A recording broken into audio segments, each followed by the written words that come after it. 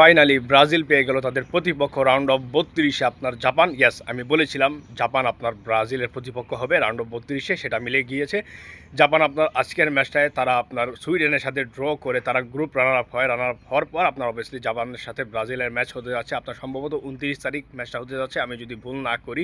তো Japan versus Brazil, আমি একটু বিস্তারিত ম্যাচটা নিয়ে আলোচনা করি। আপনার কোন টিমটা জেতার সম্ভাবনা বেশি রয়েছে সেটা নিয়ে আমি একটু আলোচনা করছি।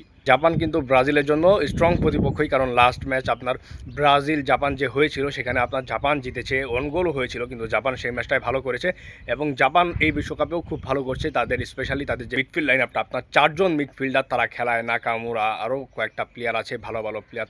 তাদের অ্যাটাকিং লাইন আপ এবং ডিফেন্স লাইন আপটাও খুব ভালো। স্পেশালি নাকামুরার কথা বলতে হয়, পুরো ম্যাচ জুড়ে আপনারা তার নামটাই শুনবেন, কারণ স্পেশালি আপনার জাপানে পারফরমেন্স করেই এই প্লেয়ারটা আপনার গোল করায়, গোল সে নিজে গোল করে। তো এই প্লেয়ারটা ছাড়া আপনার ওই লেভেলের ভালো প্লেয়ার আপনারা জাপানে দেখবেন না, কিন্তু এই প্লেয়ারটাই আপনারা ম্যাচের শুধু এই প্লেয়ারটাই আপনার একটা ম্যাচের ডিফারেন্স মেক করে দিতে পারে।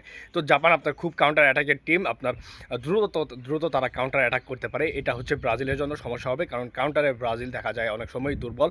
তো ব্রাজিল আবার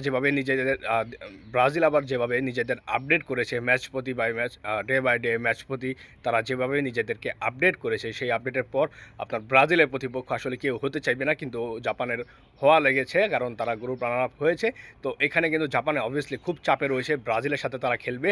তো ব্রাজিল যে আগুনে ফর্মে রয়েছে, খুনে মেজাজে রয়েছে, আপনার জাপানকে হয়তো বা 4-5 গোলও তারা দিয়ে দিতে পারে। আপনার রাউন্ড অফ 32-এ খুব বড় একটা স্কোরের ম্যাচ হবে।